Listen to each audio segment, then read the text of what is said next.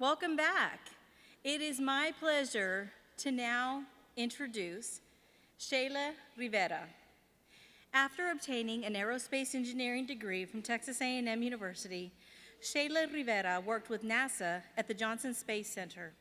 She later moved into technical sales, corporate training, motivational speaking, and stand-up comedy.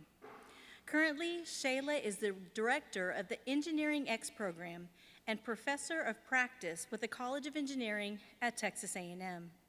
For 27 years, she has applied her humor and expertise as a speaker to help nonprofits, companies, government agencies, the U.S. military, and students, parents, and faculty in schools, from middle school to college. She has had the honor of entertaining U.S. troops stationed around the globe. Her #1 goal is to inspire through laughter. Please join me in welcoming Shayla Rivera.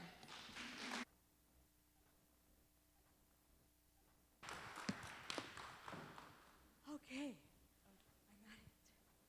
Take this, I can breathe now. All right, howdy. I love that, isn't it? We were just talking about it's magic here at A&M, and everywhere you go, you can't do that anywhere you go, but here at A&M, you say howdy, and everybody goes howdy. You can really abuse that, and I highly recommend that everybody does.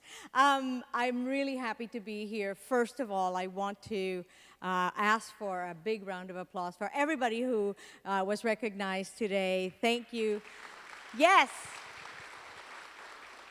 for being such a pillar of excellence. I think about these things. I think about these things before I speak to you. What we're going to do today is we're going to share a little bit.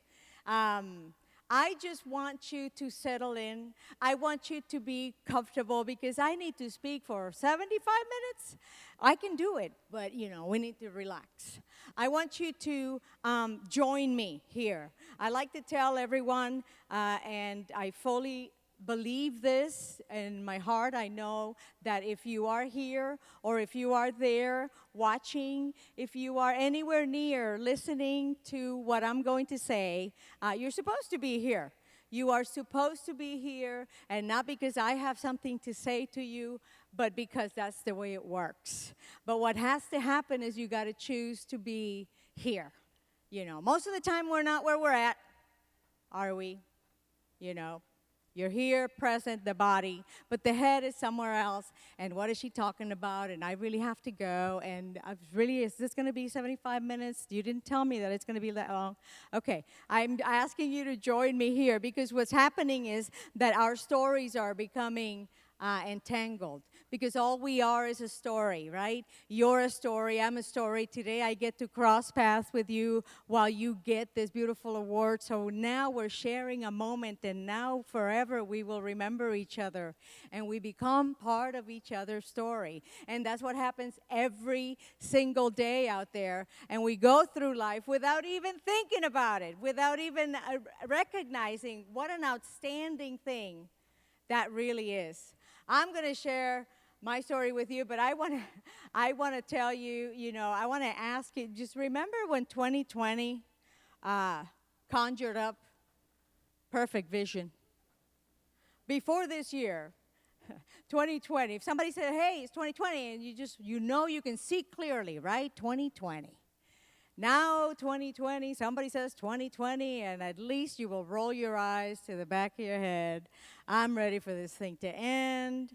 Oh my gosh, there's going to be some very good New Year's Eve parties going on. I'm sure some people are planning them already. 2020, the year. I thought about that. I thought about how interesting it is that 2020, the year, I call it a correction in our vision. I really do. 2020 has demanded a lot from all of us. I mean, we're talking, right, pandemics and lockdowns and elections, oh my, There's a whole lot going on. So a lot is being asked of us. And what comes to my mind about that is what a great opportunity. See, that's the way I am. I'm kind of crazy that way. What a great chance to figure some stuff out. I like the metaphor of the orange juice. Now, if I squeeze an orange, what am I going to get out? Anybody? Yell it out. What comes out when you squeeze an orange? Anyone? I can't hear very well, so you'll have to yell it out. You get what? Oil? Oil? What are you talking about? I won't get close. What you get out of an orange when you squeeze it is juice. What kind of juice? Orange juice. And here's a question. Why? Why do we get orange juice? What do you get orange juice when you squeeze an orange? Why do you not get pineapple juice? Why? I like to ask my students that. I'm gonna. Okay. The reason you get orange juice when you squeeze an orange is because, I'll look at the camera right now, because that's what's inside. The only thing that can come out of an orange is what's inside, right? So you squeeze the orange and the juice that comes out is orange juice. It's not some other kind of juice. So to this year and all the things that have happened to all of us, good and bad, are squeezing us all. And I'm inviting you, I'm going to depress you. I am inviting you to pay some attention to what is the juice that's coming out of you? What is your juice? The Aggie juice is really good. It's excellence, it's loyalty, it's respect, selfless service, integrity, leadership. Yes. What is your juice? As soon as it started, I got a lot of students come to me and say, but I have never gone through anything like this before. And I'm like, dude, nobody's gone through anything like this before. We are all going through this for the very first time. That's the perspective. That's the way I see it. I love to see what comes out of us when these things happen, because there's a whole lot of good stuff that's coming out, and that's what I'm looking for, too. I'm not looking for the bad. Pessimism is easy to do. I'm an optimist. I look for the good news in everything, right? You got a lockdown. You get to go home. The good news is you get to know your spouse. The bad news is that you get to know your spouse. You got to look for what is it that is coming out of you. Are you being able to see? What are you seeing? What is your vision? What has all of this, brand newness told you? It's told me that nothing is for sure, right? I already knew that. That you think you're going through life and it's cool and here we go. And then all of a sudden, nope, not so fast. So what do we do? Because this is what we're doing right now. We are writing our story. We have to allow, and I know we will. In this room, we're full of excellence. We have to allow these things to work for us. We have to let life happen for us and not to us. I'm saying that's what I talk about all the time. My daughter can't stand me anymore. Don't let it happen to you. Let it happen for you. And that's a decision we have to make. We have to make the decision that life is going to be for me, no matter what it is. And if you do that, you will survive so many things. We're sitting here. If you're sitting here or at home or anywhere, you've survived it all. Chances are pretty good you're going to survive what's coming next. So, focus on that.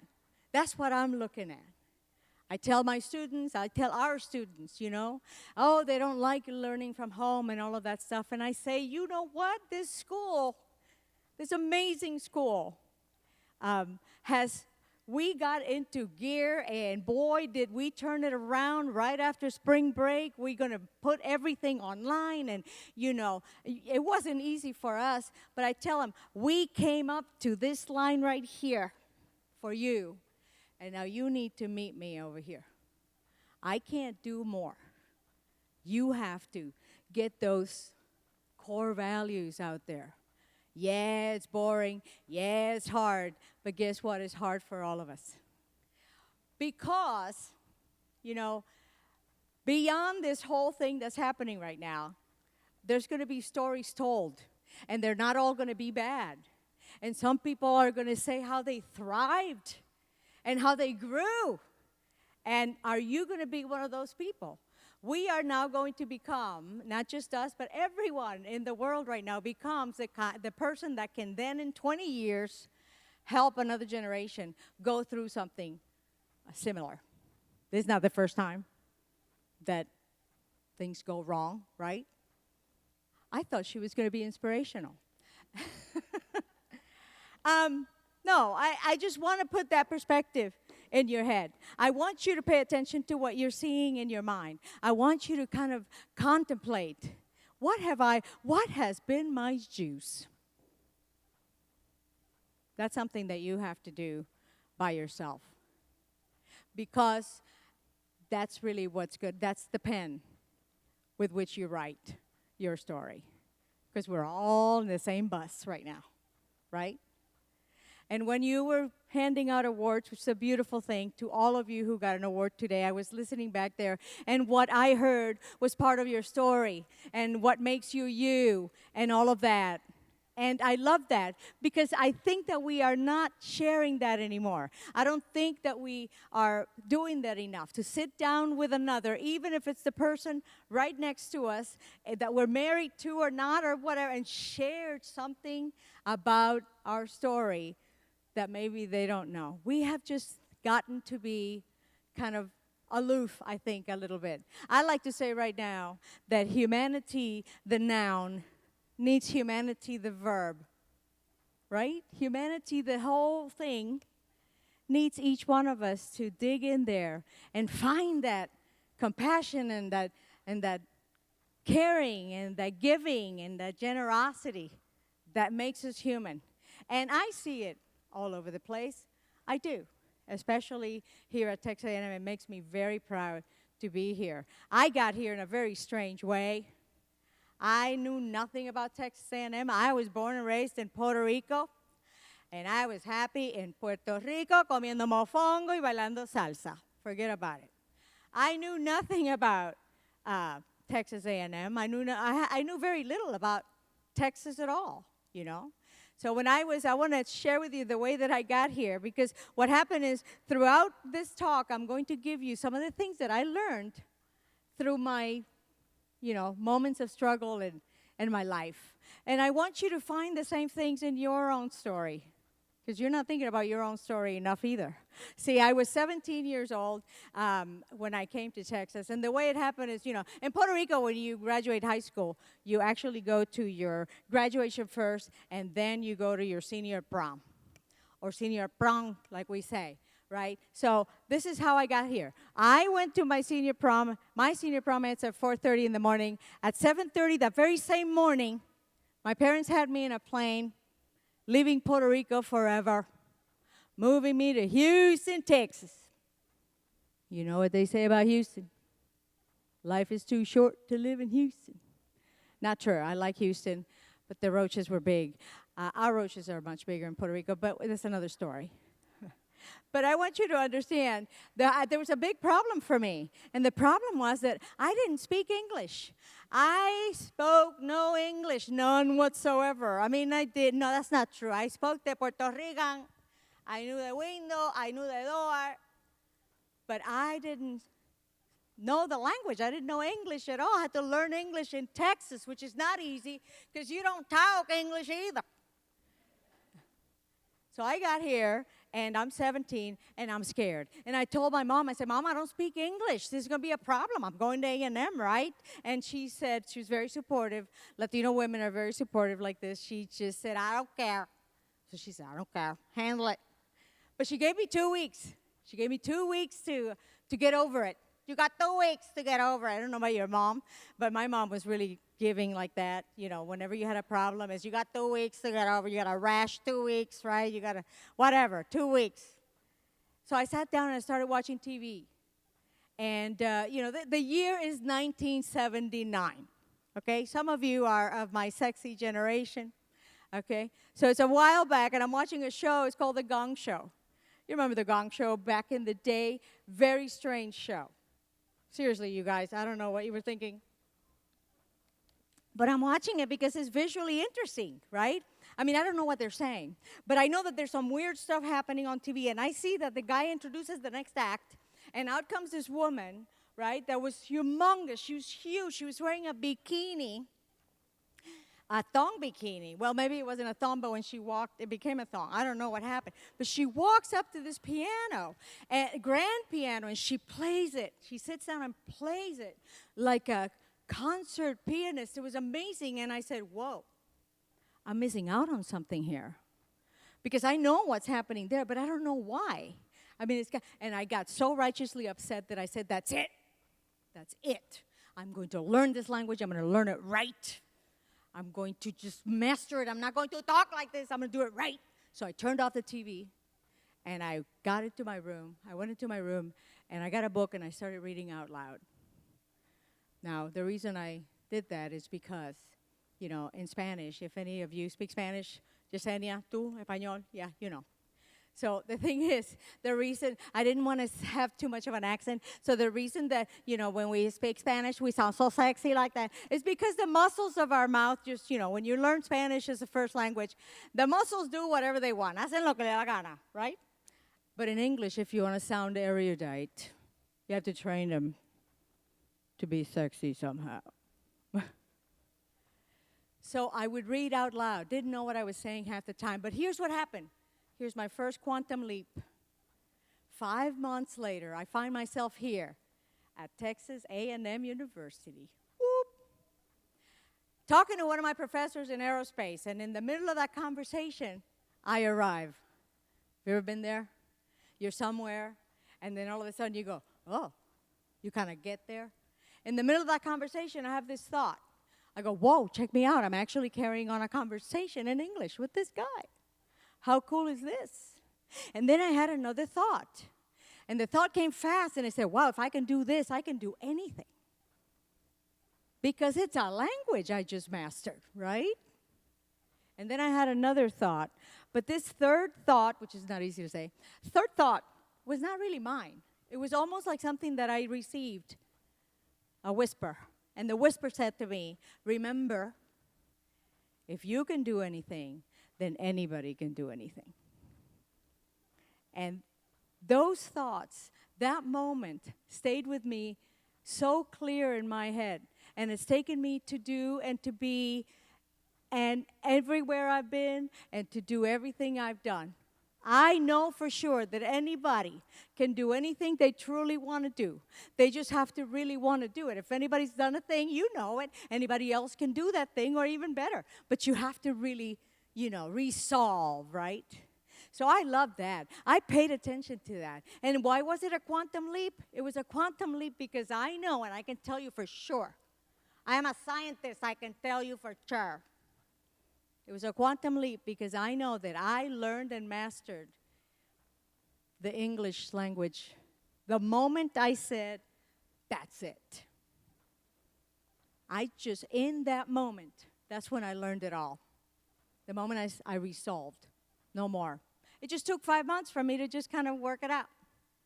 And you all have these. Everybody has these. At home, all over the world. We all have these moments where we have said, no more, I'm doing this, or this is the way. And we don't pay attention to that. So I have paid attention to mine. I'm really curious about them, you know, because they come from pain most of the time. And I wanted to understand that. So let's continue with the study. A story I studied here, Texas A&M, classes, aerospace class of 83, long time ago. You can't find my records online. You got to microfiche them. That's really weird. And if you're laughing, you know what microfiche. You know, students know, microfiche? What is that? Never mind. I really went to the registrar's office, you guys, and I said, I need to get my records. Oh, 83, yeah. You got to come back in a couple weeks. We got to go to the basement and find them in there. But Aggies do live a long life. I made a presentation in Austin to very old or field-proven Aggies, as I call us, you know. And some of them, their records were on stone tablets, I'm sure. So So I studied aerospace. I came here, so aerospace engineering and psychology. Lots of credits to psychology because I really enjoyed psychology. So aerospace and psychology because I figured I'd come in handy someday when we find life in another planet that needs therapy, right? Be like, E.T., why won't you call your mother? I graduated and I went to work for NASA. I did, McDonnell Douglas Space Systems Division. I ended up working with the Space Shuttle program, with the Space Station program. I even had a year where they sent us all to Arizona where I got to work with the Apache helicopter program. And of course you would because you're aerospace, right? I mean, but the thing is I was always really thrilled that I was doing this stuff. This is really cool. I mean, look at me. I was always like, look at me. Right now, there's a part of me that's still going, my God, look at me. You're making a presentation right here. I'm really excited to be wherever I am. It's either insanity or it's optimism. I don't know, but I really enjoy it. But here's the thing. The thing is that the very first week that I was working at MacDac, I'm driving to work on Friday. It's 7:30 in the morning. And I was driving a Chrysler Newport that my mother had given me. The steering wheel was about this big, right? And some of you know, because I can tell you're my sexy generation. I'm driving to work, and I have this great thought. I'm excited. I go, wow, I'm going to do this for the rest of my life. Ooh. And in that moment, I realized that I wasn't going to do it for the rest of my life. I just didn't know why I would even think that way, or, it was just really interesting to me that I had that kind of reaction, because I was happy to be there, but I paid attention to that. I said, interesting, okay. But I did, and I worked there, and I enjoyed the whole time. So what happened is that, fast forward 6 years, something like that, you start getting uncomfortable. If you are not where you're supposed to be, you're probably going to be uncomfortable. We know that, We just get into maybe jobs, maybe situations, maybe relationships that we just ought not be in, and you get uncomfortable. So I started getting uncomfortable. So I started asking myself, what's going on? Why are you uncomfortable here? This is the coolest thing in the world. Well, because I was missing that people thing. I was missing the human connection, not that engineers are not human beings, but I wanted to, there was something missing, and that was it. So I started looking, and when you start looking, you're going to find, right? And somebody said to me, well, if you want to have that kind of connection, why don't you try technical sales? And I'd never heard of technical sales. This is, in the 80s, early 80s. So I'm like, what is that? And they told me, you know what it is. Technical sales. You have to have a technical degree so that you can then go and sell solutions, because you're not really selling products, but you're selling systems and solutions and things like that. Some of you know that. Some of you are in there in technical sales yourselves, And I said, perfect. I started looking. So I got me a technical sales job. And what else would an aerospace engineer sell but oil and gas products? I got into the oil and gas industry in Houston, and it was fantastic, I would go to plants, I would go to chemical plants and refineries and everything with my hard hat and my steel-toe shoes, and I would talk to people, and I would, I learned about, and what it did for me is that and I can tell the students that are so concerned about, I'm going to pick the wrong engineering sometimes, I tell them, engineering translates from industry to industry, so, you can execute and your engineering anywhere you go, really, because you can be trained and everything. So here I am. I'm loving it. I have a company car. I have a company account, I take people to lunch. I learned to play golf. Love that. It was great. But the best thing that happened because of this sales job is that I got exposed to something I'd never been exposed to before, which is a motivational speaker. I'd never been exposed to a motivational speaker before. Right now, our students get speakers coming in all the time and everything. I'd never seen one. The only motivational speaker I ever seen was my mother. Yeah, you do it right now. And that was very motivating. So we would do it immediately. we knew the consequences. But I got to see this one guy. The first motivational speaker I ever saw was Zig Ziglar. And some of you know who Zig Ziglar is. He was America's sales trainer back in the day. And Zig Ziglar was fantastic. And he was animated. And he would tell stories. And he would make you laugh and make you think and all of these things. And I'm watching Zig Ziglar for the first time in a big auditorium full of people. You know, there's over a couple thousand people in there. And I'm way back here in the cheap seats. And he's way over there. So to me, he just looks really tiny. But I'm amazed at what's happening in that room. I am amazed that here's a guy on a stage, right? Microphone. He doesn't have a PowerPoint. I hate PowerPoint. Marcus knows that. He doesn't have, like, dancing dogs or pretty funny pictures of cats. He's just talking. He is just talking. He's using words, right? Words are coming out of his mouth. That's it. Blah. And people, including myself, we're getting something. Something is happening. I'm feeling something. There's something is bubbling up. Just words. And I realized, wow, the power of words. We all have that power. Think about that.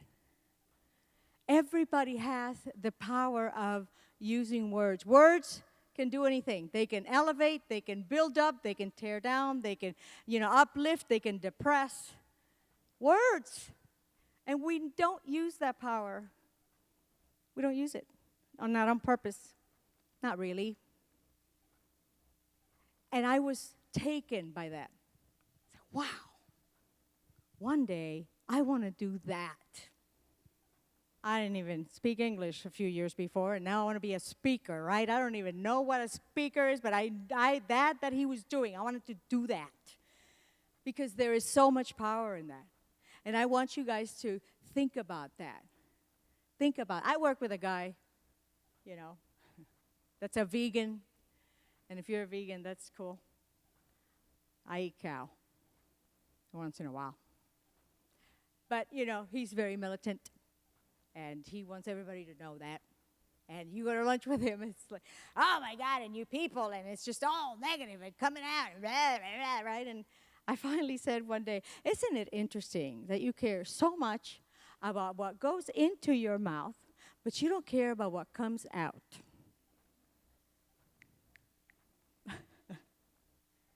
Think about that. We are all the same way. And all of you, maybe not in this room and not in Zoom land, because we're talking about the pillars of excellence. So you do know the importance of words. You do know the importance of how to communicate certain ideas and thoughts. You do know that it makes a difference. But we all have the power to use our words for a good purpose. On purpose. So I thought, I want to do that. I didn't know how to do it, so I'm like, okay, that's one of those things I put in the back of my head. I'll leave it there. So I continued in sales, and it was great. And back in the 80s, remember, ladies, that's for the networking days, and women started getting together. It was really cool. It was Houston, and, we started getting together in networking clubs, and I joined a couple. And one of them was really cool because we would get together on Wednesdays and near Rice Village in a gallery near Rice Village and everything. And we would have a speaker, and we would drink mimosas and go to work. So we networked. So this one time, the speaker came in to talk to us, and his name was Robert Pennington. He is in Houston, amazing speaker. I actually have brought him here to the school. Robert Pennington is a stress management expert, and he is because he got shot, point blank, center of the chest, and survived. And he tells his story, and it's very compelling, and he makes it hilarious. And he talks about that. And he talks about surpassing stress. And I thought, wow, I loved what he was talking about. So the next morning, what else would you do, right? But I show up at his office. And I go, hi, my name is Shayla Rivera, and I want to work here. And he said, who the heck are you?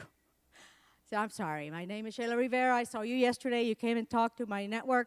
It was so amazing with the stuff that you talked about. It really resonated with me. I want to work here. He said, no, no, no. I didn't go there to find anybody. And I said, yes, you did. You found me, and I'm here, and you got to hire me because I really want to work with you. You don't understand. He said, listen, I don't have any money to pay anybody. And that's when I messed with him. I use humor as much as I can. I said, well, there's always a little money somewhere. You don't want me to work for free. I think that's illegal. I would have to tell somebody. I don't know about that. Anyway, I messed with him so much that day that he hired me, and I ended up as part of the group called Resource Associates in Houston. I'm taking you somewhere, I promise. Now I'm doing stress management trainings with this great bunch of psychologists in Houston, and they have a real deep and compelling stress management. It's 5 days. We would go to big companies in Houston, all engineering companies, by the way. Texaco, Exxon, Enron. I saved lives. We would take people, 25, 30 people, 5 days, 8 hours, every day, 5 days. And it was an amazing, life-transforming seminar. And, I'm teaching it, or I'm helping them, But isn't it interesting, when you're teaching something, that's when you're learning it. So I'm really receiving it myself. And I remember that he always opened the seminar with the same phrase.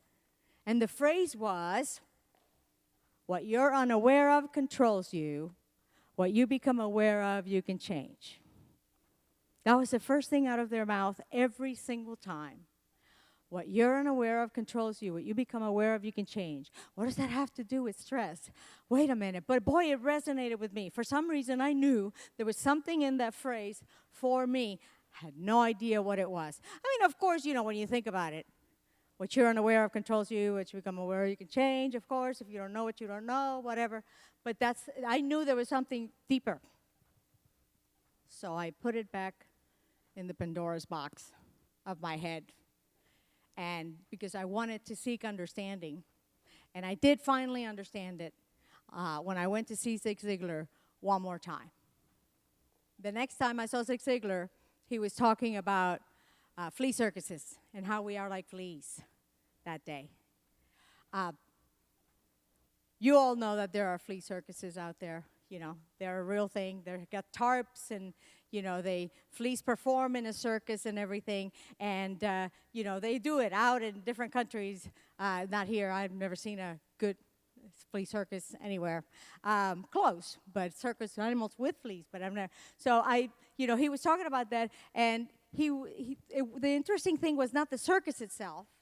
The interesting thing was, how do you train a flea for a circus, right? When you think about it. I mean, forget the circus. How do you train a flea? If I tell you, go train a flea, please, how are you going to do it, right? Well, the way you train a flea for a circus is you have to capture the flea and put it in a jar. As soon as you put it in a jar, you put the lid on the jar, right? Because fleas are naturally limitless creatures, right? As soon as you put it in the jar, it's going to keep jumping. So you're just going to hear the flea, right? It's trying to get out. See, fleas jump really high. They're really tiny, but they jump really high. They're very strong. If you were a flea and you jumped, relative to the size of your body, to the size of their leap, you would jump about 52 stories up in the air. Look it up if you want. So that's pretty limitless. But the way you train it is you put it in the jar, put the lid on the jar. As soon as you put the lid on the jar, there's the flea. It's trying to get out. Put the jar away. Come back the next day. Put your ear to the lid, and you'll hear it's slowing down. Put the jar away. Come back the next day, or maybe 2 days later. That's all it's going to take until the trainer comes back, puts his ear to the lid, and hears that. At that point, the trainer knows the flea is trained, because he knows he can take the lid off of that jar, and that flea in that jar will never, ever, ever, ever jump higher than it learned to jump in just 2 or 3 days. Think about that. In just 2 or 3 days, a flea goes from being limitless to being fully conditioned to believe that that's how high you're going to jump. And it doesn't matter how big the jar is. It could be an inch, it could be 4. The flea in that jar never jumps higher, ever again. And then he said, and you are just like that. And I said, oh gosh, yes, I am. I got it. I understood completely what he meant. I wasn't in a jar. I saw a spice rack of jars on the wall of what defines Shayla May. I had a jar that had, we all jars had different sizes and different labels. And every jar defined for me what I believed about that thing on the label.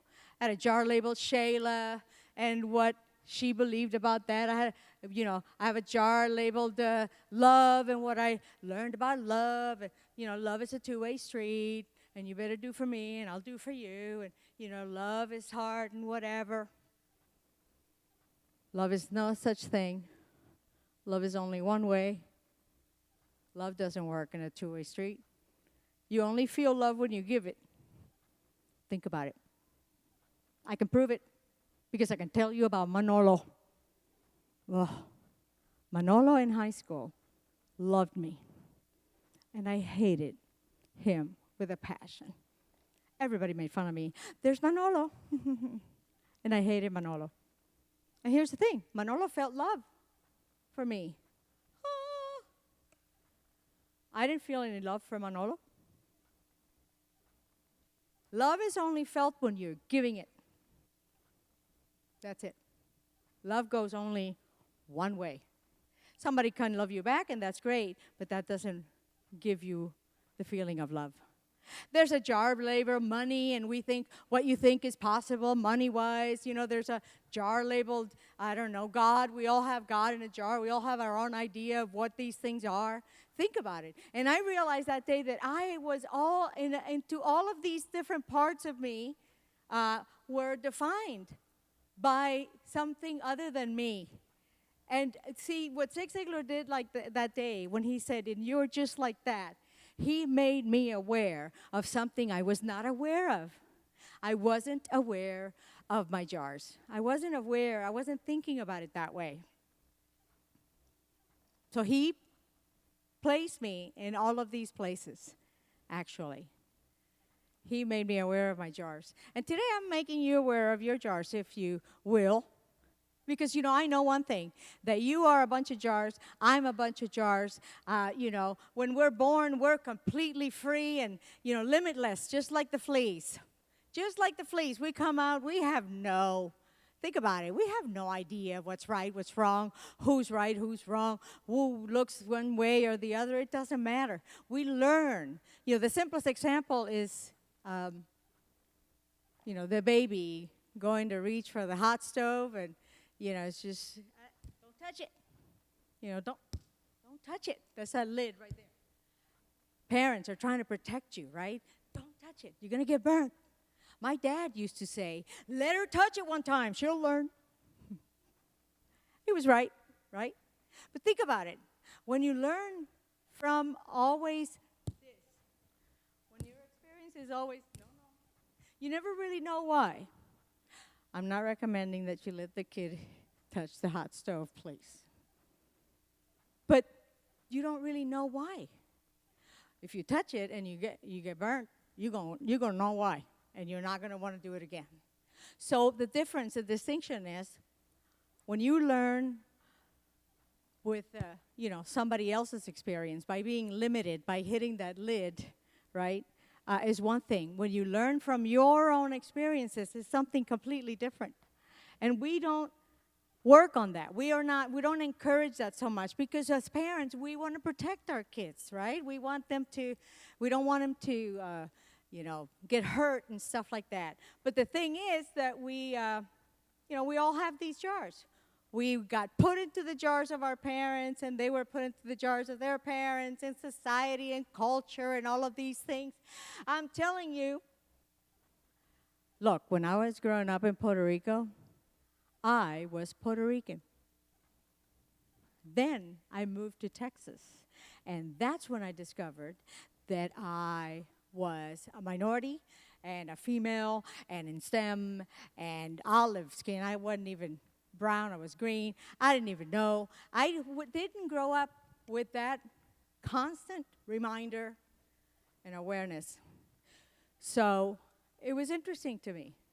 And I think it's interesting to contemplate that. What are the things that we grow up with that we carry everywhere we go? Because these are the things that become the truth for us. You know, a lie repeated over and over and over again becomes the truth. You know that. I mean, that's it. A lie, like the truth that the earth used to be flat. It used to be flat. No, it wasn't. Sure, it was. It was flat because it had to be flat and whatever. No. It never was. But the thing is, see, when the earth was flat, it was because we had to accept it was flat or whatever. I wasn't alive then. I'm not that old. But, you know, the problem is not that the earth is actually, you know, a sphere and what, but the problem is that merchants, you know, a merchant wouldn't go too far because he might fall off the edge of the earth. Science is done for a flat earth, and that doesn't work. You know, so the thing is that the lies that we admit and decide that we're going to live by, those are the ones that become the things that determine what actions you're going to take. Let me give you an example. In 1989, my mother passed away. And she gave us all a bag of goodies. There's 4 siblings at home, and everybody got a little bag that she had saved all the macaroni art and the turkey hand and all of that. And I'm going through my bag, and I'm really sad. You know, my mother, she just passed away, and I'm looking at all these ugly pictures and stuff. And then I start pulling out my report cards, and I'm befuddled all of a sudden. I like that word, befuddled. Because I'm looking at my report cards, and I'm seeing that I have a bunch of A's, mostly A's, a couple of B's, a C here and there. Not perfect. But I had a 3.86 average when I graduated high school. Not bad, right? Got me into A&M Engineering.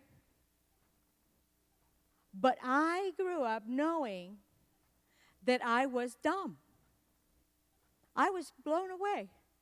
I'm like, wait a minute. I knew I was dumb. I was bruta, not inteligente at all. I was just like not there. Why? Because my older sister, the idiot, don't tell her. No, my older sister, whom I love, had a 4.0. My sister always had a 4.0 in every class. My sister never got a B in a class. My sister got a B in one exam one time. I remember I was in 10th grade. She comes in and she's crying, it's a B, whatever. And, oh my God, we all had to like swear we wouldn't talk about it, bury the paperwork. It's ridiculous.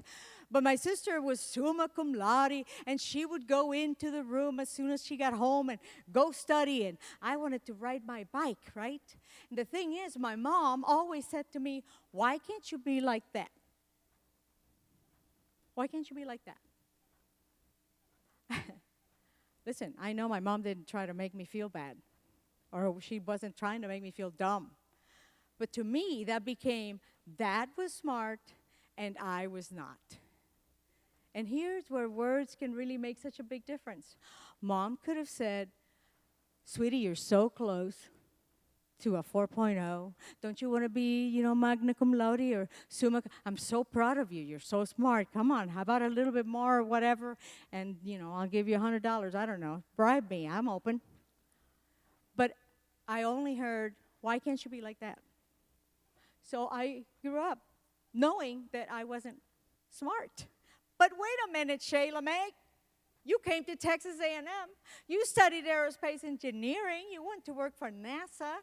And then you went into oil and gas and whatnot. And here back, what gives? Well, what gives is that I am just the same as all of you. As a rebel. We have this rebel inside of us. And when we hear something that's not true, we just, no. You know, I am not like that. But here's the problem. The problem is that it affects you. And I know when I was here at A&M going through aerospace, I didn't do my best. I could have done better, but I didn't because I was afraid that I didn't belong here and I was, you know, an imposter and they're going to discover that I shouldn't be here, whatever. So I did not delve into aerospace the way I could have and should have. I didn't delve into A&M and the 12th man. I was always trying to make sure that nobody discovered me. I was an imposter. That wasn't fun. When I worked for NASA, same thing. I was an imposter. I was there. I was great. Things were going fine. But I did not see that because I had been in that jar for so long. And in that moment, I knew that I was smart. I was smart. And I've been smart ever since. I know you're going to have a baby over there. So how many do you have? Is that your first one? Awesome. Well, pay attention to your jars so that you don't put that baby into a jar, into too many jars, Because the thing is, fleas never jump higher than they learn to jump in just 2 or 3 days. But you want to hear the good news? You want to hear the good news? Somebody go like that. Okay. Here's the good news. You might want to write this down. You're not a flea. What? You're not a flea. Once you hear something that resonates with you, just like it happened to me, maybe you can begin some kind of change. Awareness is the only thing that can begin change.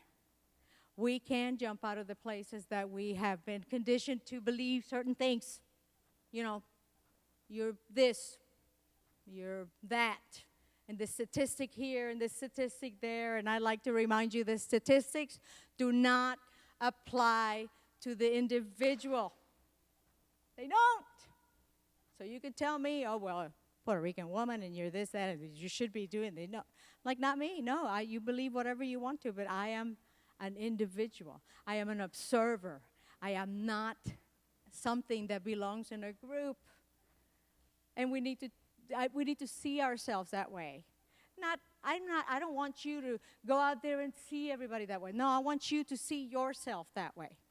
I want you to understand that that's what might be holding you back. The only thing in your way is you. The only thing's ever been in my way. But it's exciting because once you start seeing that, you can start getting out of these jars, okay? You really can. I have, and you're in a jar. Here's the thing. You're in a jar when you're in pain. It's not pain like, ouch. The pain is like you're uncomfortable or you're annoyed, you're upset, you got no patience, whatever, something's up. Whenever you're in that negative state, you're in a jar of some sort. Pay attention to that and then ask yourself, ooh, what is this? What am I here to discover? There is something here for me. There's a pearl for you. If you get interested in that, you're going to find so many cool things out there. Are you a worrier? Are you a negative Nelly? Are you you're looking, what is your juice? Pay attention to your juice. Children, bring out your juice. Oh, my gosh. You will know your juice here pretty soon when you can't sleep ever again. But it's okay.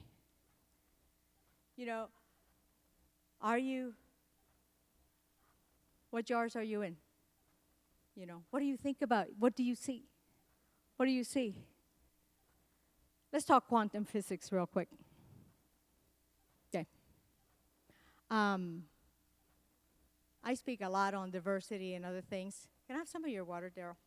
I speak on diversity, and I get invited. Well, she's diverse, and she's a female, and she's, a Latino, and all this stuff. Let's invite her to speak and all of these things. And the thing is, don't get in front of the camera. You're not supposed to be in front of the camera. Go. Thank you. That's Daryl. Daryl is different. We've been going out for 11 years. I guess we are going to get married at some point. Daryl is, I don't understand him because he's from here. Americans are different than Latinos in a lot of ways, really. I mean, he gets on my nerves because he doesn't curse, at all. And I don't understand that. Latinos, we can express, right? We express things. He just says, yikes. And that's confusing to me.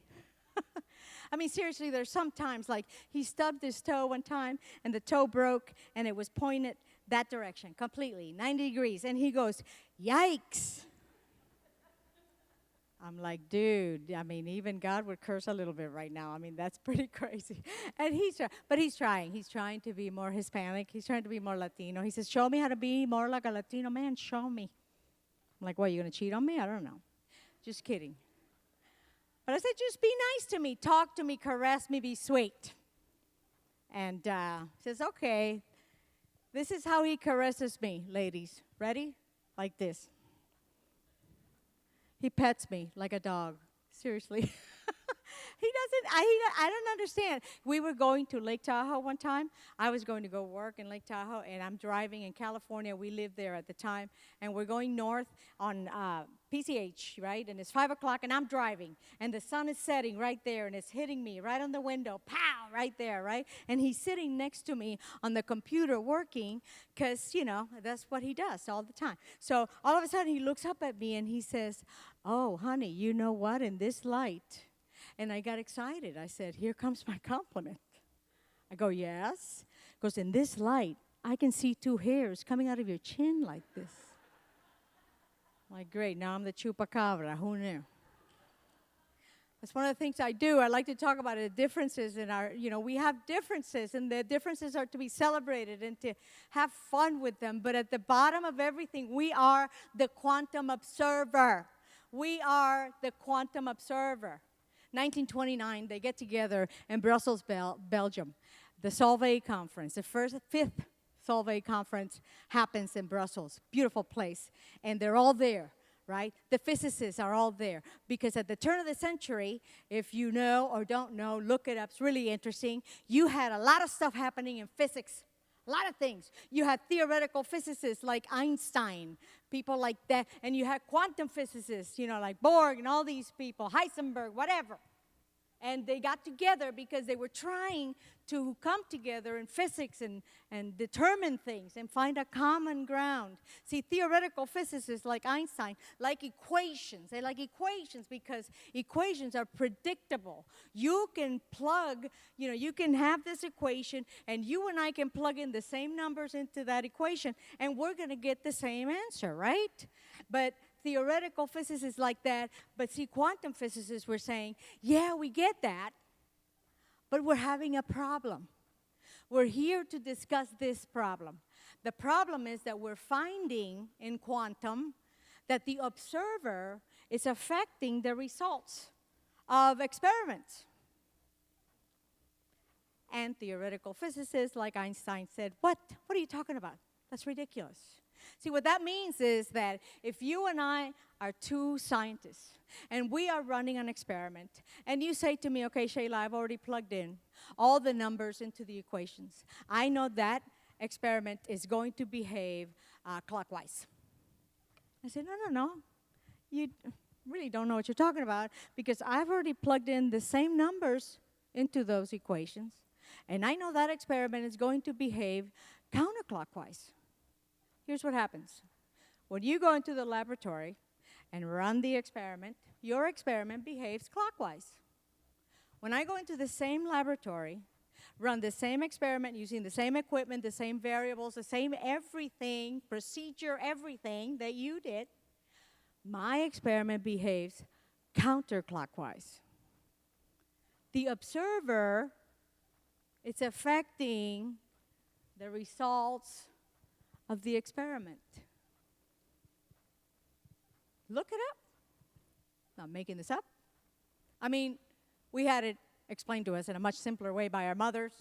You know, our mothers would say to us, you know, in life you find what you're looking for. Be careful what you pray for. You know, according to what we expect, we're going to get something in return. Think about that. We're all in the same laboratory with access to the same equipment, running the same experiment, and we're all getting different results because it's according to our experiences, according to our jars that we may or may not be aware of. We like to say, oh, I want to do this, and this is what I want, and I want $1 million and everything. And then, we go and sleep most of the time. We don't act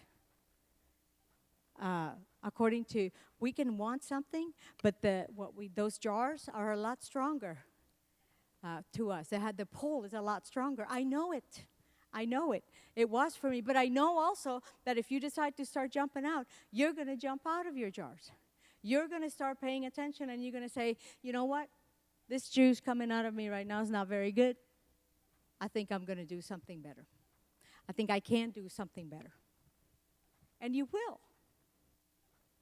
See, it's through awareness that change can happen. Awareness begins change. ABC is what I call it. I'm making you aware of your jars. I don't know what they look like. I don't know what they say. I don't know how big they are. But I know that if you're ever in a place where you're not the best that you can be, you probably can figure something out and be better. And if you live that way, if you allow yourself to do that, you'll find yourself in amazing places. Like in front of a great group like this one here. I didn't expect to be here at all. When I started doing stress management trainings, it was great. And I'm doing them during the day. And then at night, I started finding places to go do motivational speaking. Here I go. I'm doing my motivational speaking, right? And it was great. And people then started coming up to me and telling me, oh, you should be a comedian. And I'm like, hey, I'm trying to be enlightening. Idiot, what's wrong with you? I was really offended. Offended that stand-up comedian, what are you talking about? And then I heard it again. And I would hear it again. And throughout about a year, I heard it enough times that I started thinking, well, maybe I should try it. Maybe I should. And then I finally let the should hit the fan, and I went and I tried stand-up comedy. And I've been doing stand-up comedy for 27 years now, which I love to say I'm about to be an overnight sensation. But I worked very hard, and I moved to California, and I started traveling all over the world, but I was still doing my motivational and inspirational speaking because that's really where my heart is. And then a few years back, I come here, I make a presentation of first gen at the College of Engineering, and Dr. Sonia Garcia. She's a hoot. She is from the Dominican Republic. That's where they talk faster than Puerto Ricans, trust me. And she goes, oh, my God, you should teach here. I'm like, what? That's stupid. I can't teach here. Hey, this is Texas A&M. You're crazy. I only have a bachelor's of science. That's crazy. Is that possible? And I came back the following year, made another presentation, came back. The following year, finally, 3 years ago, I went to South by Southwest in Austin, where we were doing some stuff with the College of Engineering, and Dean Banks was there. It's an amazing woman. She comes up to me. She goes, I hear you want to work here. And I said, yes, I do. She says, when do you want to start? I'm like, tomorrow. I was kidding, but she wasn't. And now I'm here. I am the director of Engineering X, which is a program that's intended to help our engineering students develop those professional skills, not soft skills. I call them essential skills. The get out of your own shyness and skin and stuff like that, helping them emote and to communicate and all of these things that I had to learn and the hard way, just to better create that professional out there. I call it engineering the engineer, because I think engineers are great, creative people, but they kind of hold back a lot of times because we have to just be smart and know stuff. And I'm finding that they are amazing. They really are amazing. But you continue. 2020 has been really hard for a lot of people. But it has been really great for some other people, If you decide to look at your life as the adventure, or write it as an adventure, what might you do? What would you do if I challenge you and say, what would the adventure be? No matter what the adventure is, though, I want you to pay attention. I want you to pay attention. I want you to be present in your life. If you're present in your life, you'll learn a lot of things. You'll gather a bunch of pearls, and then you can share them with other people. And that's the way we get going and get through the darkest of times. What you learn, keep it inside of you, because it will make a difference. 5 years ago, I went in because I had, a mammogram. I don't know why we're still doing mammograms the same way, but I went in and I had a biopsy, and, I was told I had breast cancer. And the doctor was funny the way he told me. He brought me into a room really somber, and the nurse was really somber too. And, she brought the tissue box, and he said, well, we saw that, your biopsies, you have cancer. And I said, okay, well, tell me what I have to do next, and I'll give it my best. And I really felt that way. I really did, because I know that that's what I needed to do. And he said, I'm sorry, did you hear me? Cancer, right? Yeah, I heard you. I have breast cancer, and we have to do something about it now, so you tell me what I need to do, and then I'll give it my best. And I felt that way. The only thing that scared me about that cancer was that I would have to tell my family, and I didn't want my kids to be afraid. But, I'm telling you that it helped me through the whole process. I am cancer-free. I'm going to stay that way. But I went through the whole thing. Thank you very much. But the thing is, not because I'm stronger than anybody else, but because I can say that I've learned to do one thing, and that's to anchor myself into a deep breath.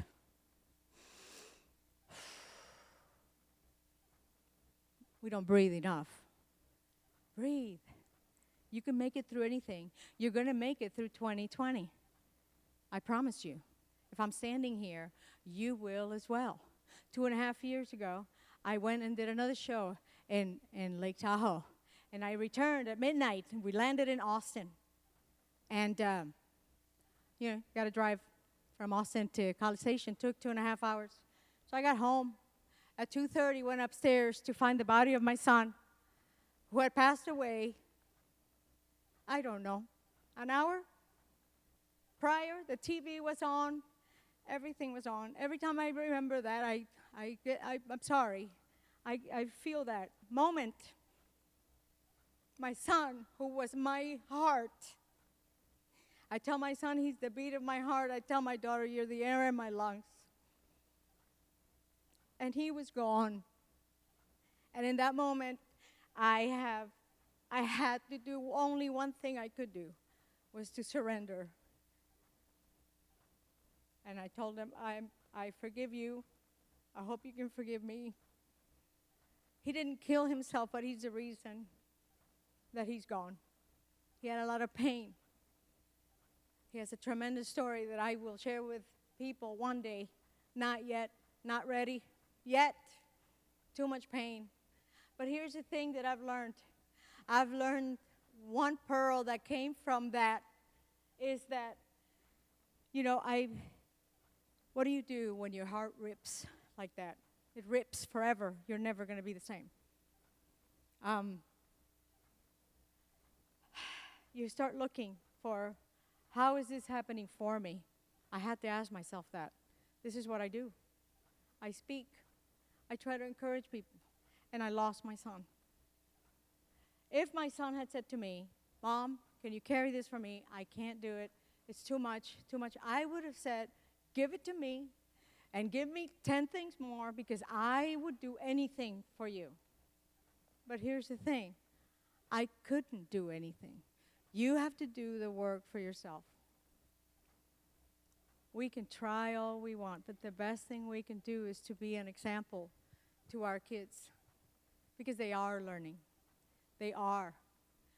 I had to ask myself a lot of questions, and I did. And the first year was really hard, because I was learning how to be me again every day. And on the anniversary of his death, I remember waking up with him in my ear going, Mom, you got to dream again. You got to dream again. What's going on? He used to call me a badass. You're such a badass. And I never felt that. So I heard him so clearly that I sat down, I got a book, and I started writing, what am I going to dream about? What are my dreams now? I had to really think about it. And one of the things I wrote was, I will do my HBO half-hour special with Edwin Licona, who is the producer that I knew. And I wrote other things, and I put the book away. 3 months later, I get a phone call from Edwin Licona. saying, "Hi, Shayla, I'm about to go into HBO to pitch some half-hour specials. Can I give him your name?" And I said, "Hold on, Edwin." Wow. I got really scared because if you've done stand-up comedy or any performance, you know you got to do that all the time to be sharp. And I wasn't doing that. I had lost me. And I said, "Okay, let's go with it." Because I remembered, I said, wow, I mean, I wrote it down, right? We filmed it last year, November. Actually, probably around this time of year.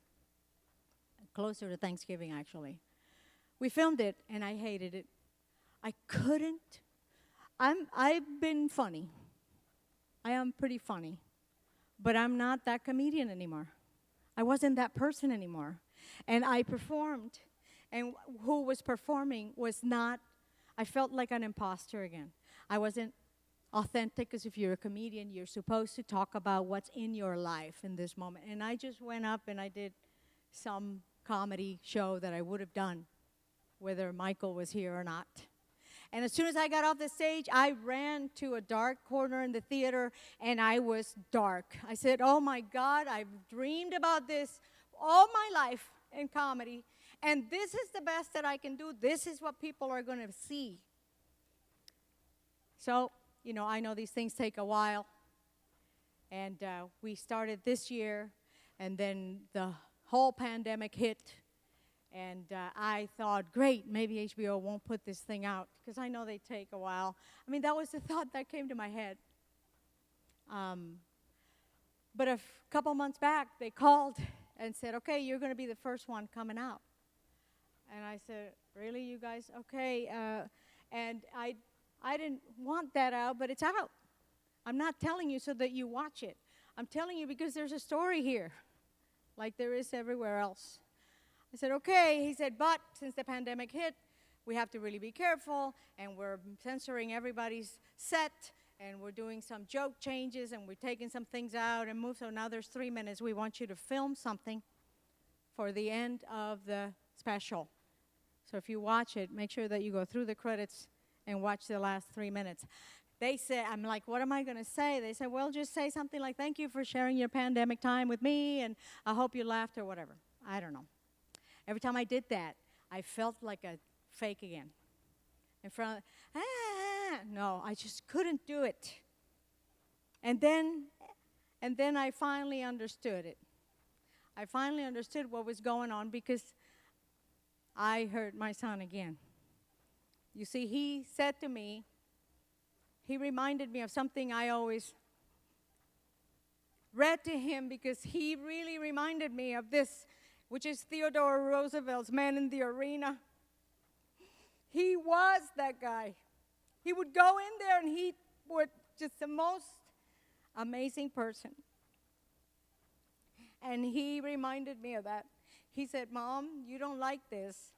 You don't like, but you showed up. And you did it.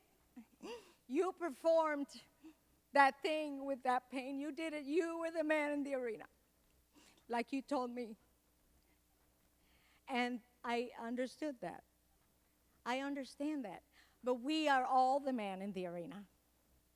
We are. And we're going to continue to be. I'm not telling you this so you feel sorry for me. But I'm telling you that this has transformed the HBO special into something else. I have been interviewed by Today in Puerto Rico, in a bunch of places, and it's all talking about the need for us to pay attention to mental health, to how we're treating one another. You know, we like to think of mental health issues as the issues that they have. Those guys that drink too much or do drugs or kill themselves or whatever, are depressed. But the mental issues we need to pay attention to are our mental health issues, the way we treat the people who need us the most. Let's be kind. Let's be generous. I have received so many emails, so many people thanking me for sharing and being vulnerable, because they also have lost. I know I'm not the only one who's lost at all. And every time I hear somebody thanking me or sharing with me, I know that Michael is working. We're going to be okay. If I'm standing here, you're going to stand wherever you go. But beyond that, get excited. Get excited. And dream. Dream. That's what we're here to do. And our students need to remember that. Dream. This is not the end of it at all. This is simply a platform that you will speak from in the future. Try it. Think about it. Check your vision in your head. What are you imagining for your life? And you will see what's going to come. So sit down and imagine some good stuff. And you will find yourself, again, in places that you cannot imagine yourself right now. Like me standing in front of you, like I said. And I'm very happy to be here. I am very honored that I have been able to speak to you guys. And thank you very much for your time and attention and for being here with me. So that's it, right? Yeah, you can clap now so we can go, because I'm hungry. Thank you, guys. Thank you very much.